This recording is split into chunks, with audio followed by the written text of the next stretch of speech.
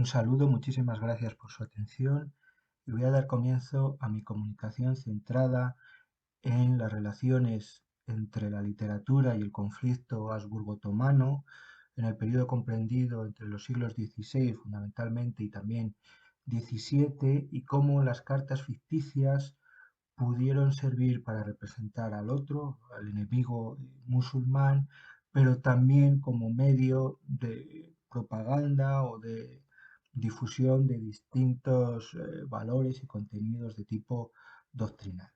Bien, en mi comunicación va a tener dos grandes partes. La primera va a constar de unas pequeñas nociones teóricas sobre las cartas de ficción y sobre este conflicto, y luego analizaré estos tres tercios en lo que incluyen cartas ficticias relacionadas con esta pugna entre la Casa de Habsburgo y el Imperio Otomano. Bueno, sobre la carta de ficción, género que en Occidente se remonta pues, a los mismos orígenes de la literatura clásica, hay que tener en cuenta una serie de ideas que nos pueden ser útiles de cara al análisis de los textos. El primero, pues la idea que aquí comenta Barrio Vega, que en el fondo es una idea de perogrullo, pero que nos va a ser muy útil, es algo significativo. Como las cartas, aunque puedan ser pseudoepigráficas, es decir, puedan aparecer como firmadas por personajes que existieron realmente, en el fondo las cartas ficticias lo son en tanto que no se rompe el pacto ficcional y aparecen firmadas por el verdadero autor. En ningún momento, como vamos a ver, se hacen pasar por cartas reales, sino que desde un primer momento sabemos que estamos en el terreno de la ficción. También hay que tener en cuenta que la propia carta, como narración en primera persona, aunque nosotros tengamos asumido ese pacto de ficción, el hecho de que la carta es algo, una experiencia escrita de tipo privado, sirve tanto primero para adentrarnos en la interioridad, en el mundo interior del emisor y también en sus circunstancias exteriores. Y aparte, esa naturaleza privada, ese tono confesional, contribuye a, como dice Morales Ladrona, a dar creación de autenticidad de lo dicho y de apariencia de no ficcionalidad, aunque desde el comienzo, como hemos visto, sepamos que es una pura ficción literaria. Por último, nos quedamos con la idea de Krasniqi de que las misivas literarias, precisamente aunque suene paradójico, aunque una carta tiene un molde en general bastante cerrado, todo el mundo sabe más o menos cuál es la estructura básica de una carta, pero precisamente esa estructura tan cerrada y tan constante de la carta permite que se pueda jugar con otros géneros literarios, admite muchas posibilidades, tipos de discursos retóricos, como veremos en que cada carta puede estar inserta en distintos tipos de obras y además funcionar de maneras muy diferentes. Bueno, sobre el conflicto, evidentemente, daría muchísimo de sí explicarlo, pero nos vamos a quedar con unos hechos fundamentales para entender los textos posteriores. En primer lugar, sobre todo para los dos primeros textos que vamos a analizar, eh, el desastre húngaro, donde murió el propio rey de Hungría en la batalla de Moax contra las tropas de Suleimán, pues causó un gran impacto en Europa occidental y eso va a tener su reflejo en la literatura. También, muy poco después, el primer intento otomano de ocupar Viena. Y por último, nos podemos quedar con la batalla de Lepanto, que supuso cierta inflexión en el conflicto, es decir, la amenaza para los Habsburgo españoles siguió presente, sobre todo en las costas, pero no va a tener la misma relevancia en el terreno, sobre todo bélico, que los hechos anteriores. Y no tendrá incluso tanto, digamos, no serán unos sucesos tan llamativos como hasta después finales del 17 con el nuevo intento de ocupar Viena por parte de los turcos en la década de los años 80 del 1600. Bueno, nos vamos a quedar con unas ideas importantes. Primero, como indicó este estudioso, el Alawi, hay que diferenciar entre la realidad política, que muchas veces era pactista, el hermano de Carlos V, Fernando, llegó a pactos con los otomanos, y las creaciones ideológicas que podemos encontrar en los textos literarios. De hecho, vamos a ver que a veces estos textos literarios, realmente sus mensajes chocan un poco con lo que luego es la propia política real. También muy importante el carácter supranacional que tuvo el conflicto contra el turco frente al tradicional enemigo islámico interior, ¿no? Que ya en esta época representa el morisco, ¿no? Sobre todo ya a lo largo del 17, ya cuando a comienzos de este siglo se expulse al morisco, y entonces la imagen del antiguo moro, ¿no? Ya pierde ese tono ya de enemigo que causa temor, sino que incluso a veces se ve con cierto exotismo, maurofilia, frente al nuevo enemigo islámico mucho más peligroso, que es el otomano. Y por último, este tema, independientemente de los hechos en sí, ocupó buena parte de los textos literarios y tuvo muchísima fama, ¿no? Como indica el profesor Javier Burguillo, como en todos los estados, ¿no? de la sociedad, de la monarquía hispánica de la época, este conflicto fue muy célebre gracias a la literatura, ¿no? Las relaciones de sucesos, el teatro, ¿no? Que al fin y al cabo eran la literatura de masas de entonces. Bueno, pues pasamos a revisar los tres textos, empezando por el llamado Castillo Inexpugnable Defensorio de la Fe, de Gonzalo de Arredondo. Es un texto que surge precisamente como reacción al desastre de Moax 2 años antes, y lo que hace Arredondo es seguir el modelo de discurso antimusulmán de el Fortulatum Dei de Alfonso de la Espina, pero lo que hace es cambiar, quizá se deja a un lado las reflexiones más de tipo teóricas, ¿no? De cristiandad frente a Islam, para propugnar un proyecto político universalista, ¿no? Es decir, eh, la respuesta al conflicto, a la amenaza del turco, es la unión de la República Cristiana, ¿no? De todos los reyes cristianos, príncipes, que en algunos casos, como por ejemplo ocurre con el rey de Francia, parece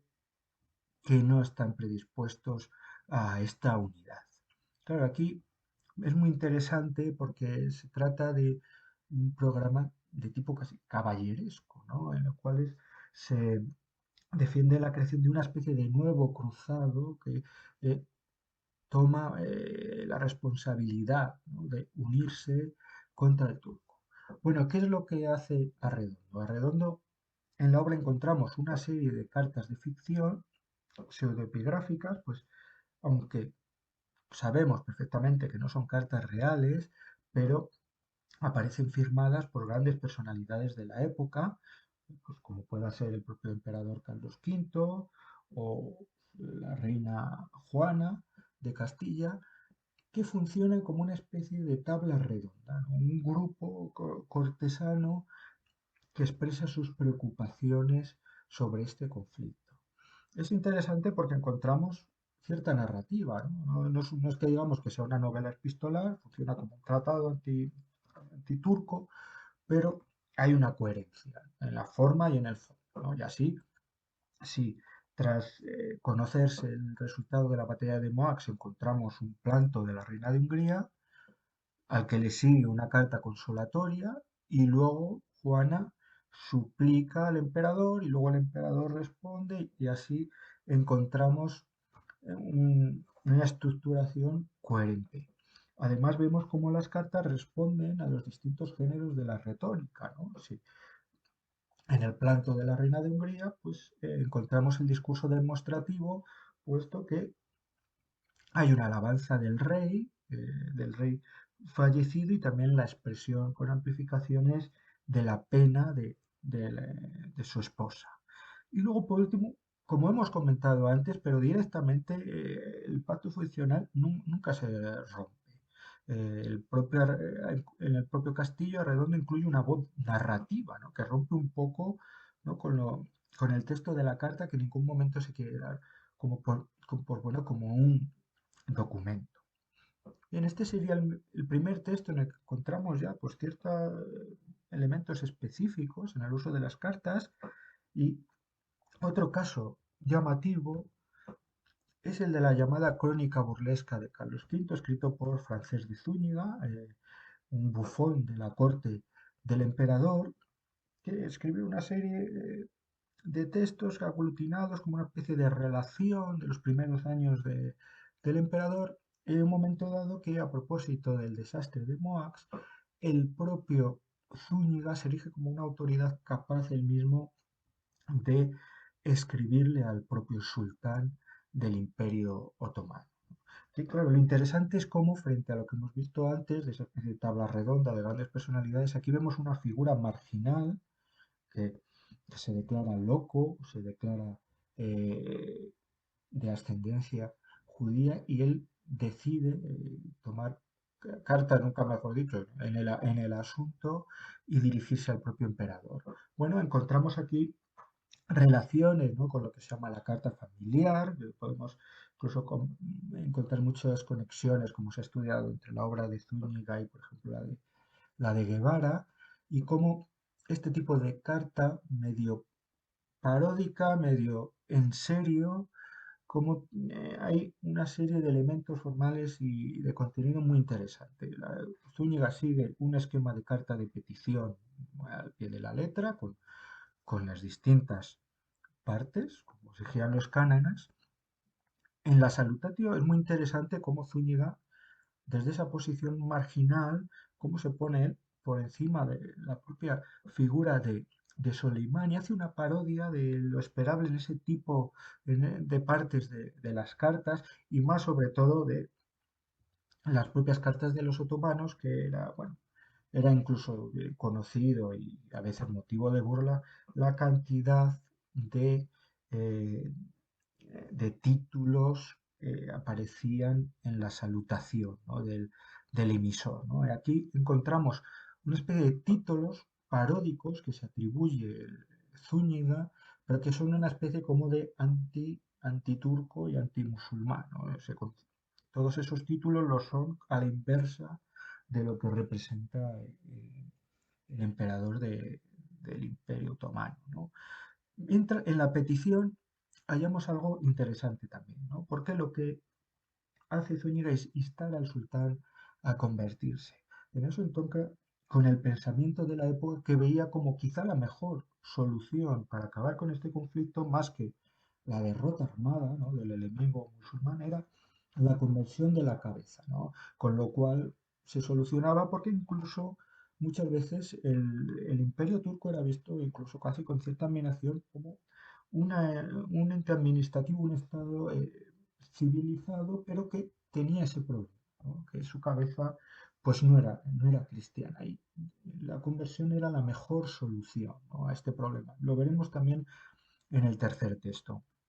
Y por último, en la conclusión, que solía haber una serie de amplificaciones, ¿no? Para rematar la misiva, para mover al destinatario, lo que encontramos es una traslación entre este conflicto supranacional con el propio conflicto interior tradicional en la monarquía hispánica, que era la reconquista, ¿no? Y cómo además Zúñiga en esa parodia que hace él mismo, que muchas veces ha hecho broma de su condición de converso, se declara descendiente de los godos en este intento de ponerse por encima. Aquí no solo se pone por encima del sultán, sino que también se está poniendo por encima de los nobles castellanos que para Zúñiga no están respondiendo de una forma rápida y efectiva a este conflicto, ¿no? Esta carta no va solo dirigida al sultán, sino precisamente a la burla.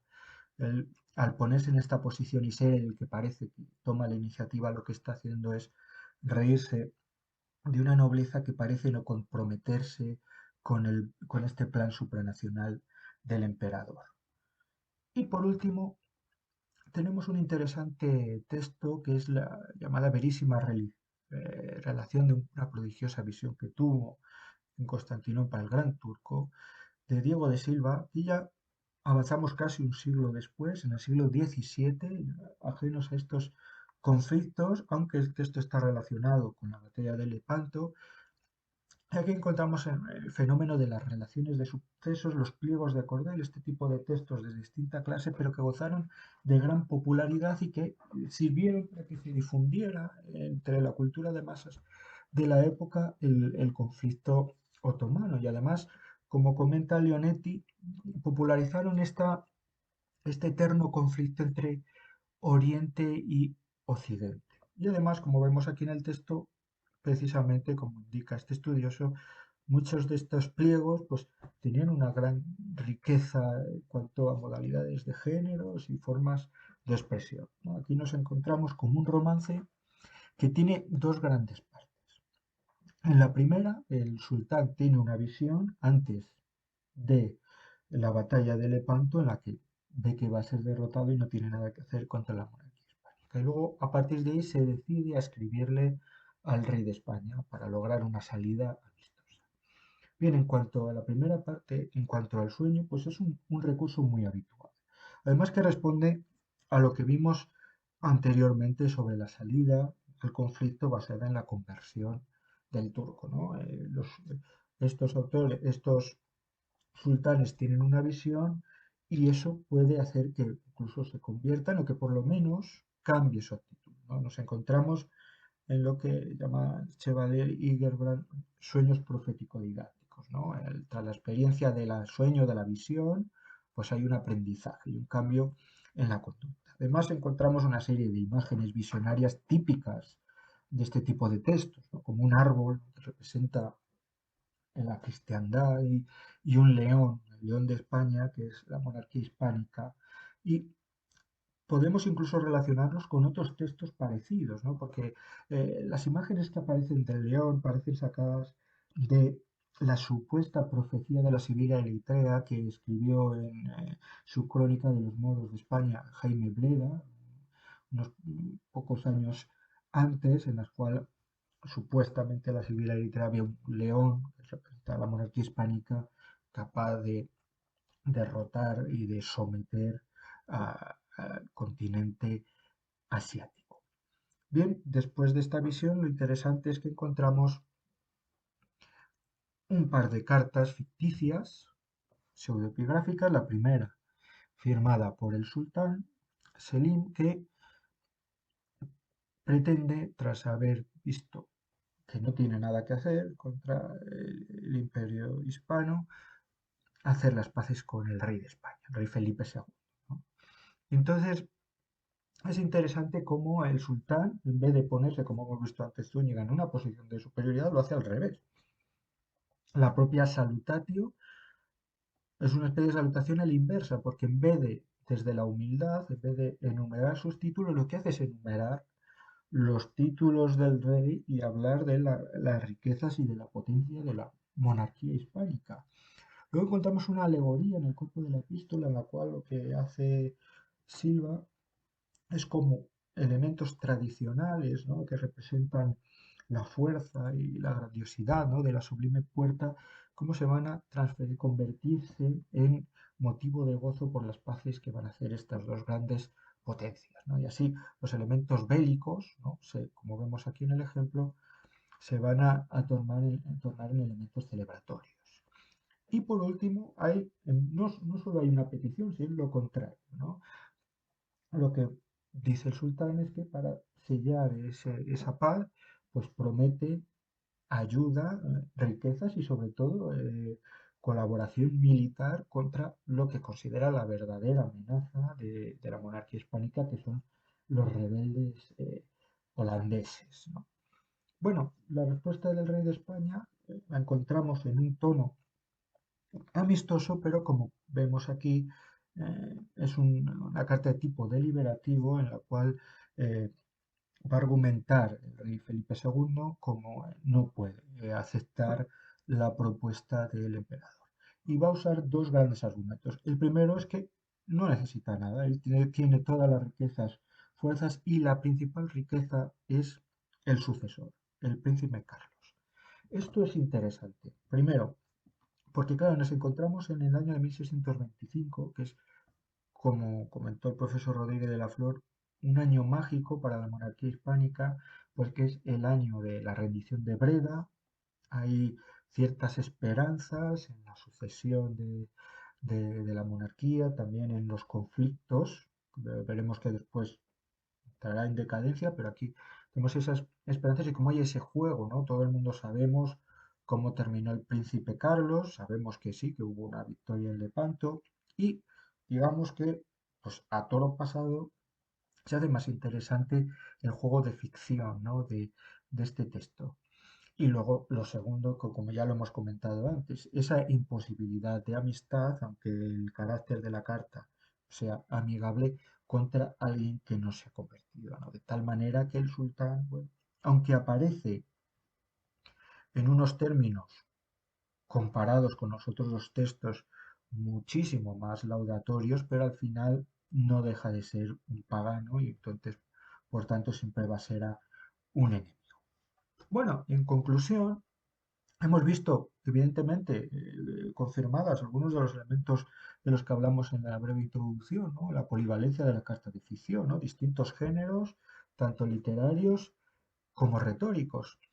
Y sobre todo cómo la imagen del turco en estas cartas sirven para recrear ciertos mundos posibles, ¿no? Desde esa especie de nueva cruzada que podemos encontrar el texto de Arredondo, incluso ese juego con el pasado que vemos en la verísima relación de Diego de Silva. Y sobre todo, como en ese ejercicio que hay de las cartas entre el mundo interior y exterior, como la imagen del turco no solo sirve para hablar de ese enemigo exterior, ya arquetípico, oriental, sino también como un medio de autorrepresentación y de reflexión, ¿no? Sobre uno mismo, ¿no? Con temas como la necesaria unidad de la República Cristiana, ¿no? Eh, los ataques de Zúñiga, ¿no? Contra la poca implicación de la nobleza en estos conflictos y luego esa especie de ese juego literario, ¿no? Que hace Diego de Silva sobre un pasado ficcional que en el fondo está relacionado con las inquietudes del presente del reinado de Felipe. Muchísimas gracias por su atención y para cualquier duda pues estaré en los comentarios.